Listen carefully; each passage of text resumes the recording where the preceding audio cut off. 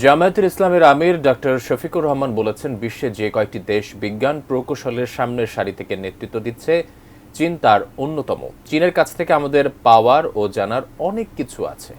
রোববার সকালে গাজীপুরের কালিয়াকৈর উপজেলার শফিপুর ওয়ামি স্কুলের স্থায়ী ক্যাম্পে শীতবস্ত্র ও খাদ্য সামগ্রী বিতরণ উপলক্ষে আয়োজিত অনুষ্ঠানে প্রধান অতিথির বক্তব্যে কথা বলেন জামায়াত আমির।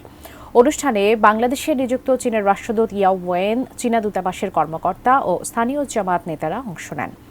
সেখানে 1000 দুস্থ ব্যক্তির মধ্যে শীতবস্ত্রের পাশাপাশি চাল, ডাল, তেল, চিনি সহ নিত্য প্রয়োজনীয় সামগ্রী বিতরণ করা হয়। চীনের রাষ্ট্রদূত জামায়াতে ইসলামের মানবিক কর্মকাণ্ডের প্রশংসা করে বলেন, 2025 সালটি চীন ও বাংলাদেশের কূটনৈতিক সম্পর্কের 50তম বার্ষিকী। এই সম্পর্ক আরও দৃঢ় হবে। তেমনি প্রত্যাশার কথা জানান জামায়াতে ইসলামের আমির ডাক্তার শফিকুর রহমান। জ্ঞানীগুণী ব্যক্তিরা তাদের জ্ঞানের পরিসর আরও বৃদ্ধি করার জন্য চায়না সফর করেছেন। আজ বিশ্বে যে কয়েকটি দেশ বিজ্ঞান, প্রযুক্তি, প্রকৌশলে একেবারেই সামনের সারিতে থেকে নেতৃত্ব দিচ্ছে, চায়না তার অন্যতম গুরুত্বপূর্ণ দেশ। অতএব চায়নার কাছ থেকে আমাদের পাওয়ার এবং জানার অনেক কিছু আছে।